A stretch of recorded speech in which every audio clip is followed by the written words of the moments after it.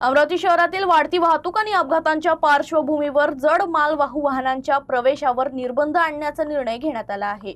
शहर पोलीस आयुक्तालयाकडून याबाबत प्रस्तावित अधिसूचना जारी करण्यात आली असून सकाळी 6:30 ते रात्री 9:30 पर्यंत प्रमुख मार्गावर मालवाहू वाहनांना नो एंट्री राहणार आहे। नियमांचे उल्लंघन करणाऱ्या वाहनांवर कारवाई देखील केली जाणार आहे।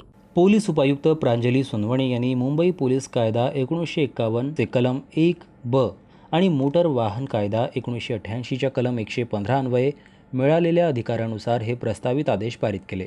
शहरात सन 2024 ते जुलै 2026 या काळात एकूण 1108 अपघात झाले आहेत। यातील 212 प्राणघातक अपघातांमध्ये 246 निष्पाप नागरिकांचा बळी गेला असून 913 व्यक्ती गंभीर व किरकोळ जखमी झाल्या आहेत।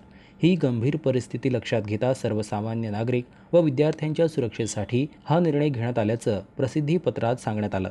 तर दररोज सकाळी 6:30 ते रात्री 9:30 वाजेपर्यंत मालवाहू वाहनांना शहरात प्रतिबंध असणार आहे। यावेळी शहरातील जे मार्ग बंद राहतील यामध्ये मुख्य चौक व बायपास मार्ग, गौरी इनवा point, welcome T point, Panchavati, Irwin चौक, जयस्तंभ चौक, राजकमल चौक, गदरे चौक, नवाथे चौक, बेनाम चौक, अल्मास गेट, बडनेरा ते यवतमाळ वाय पॉइंटचा समावेश असेल।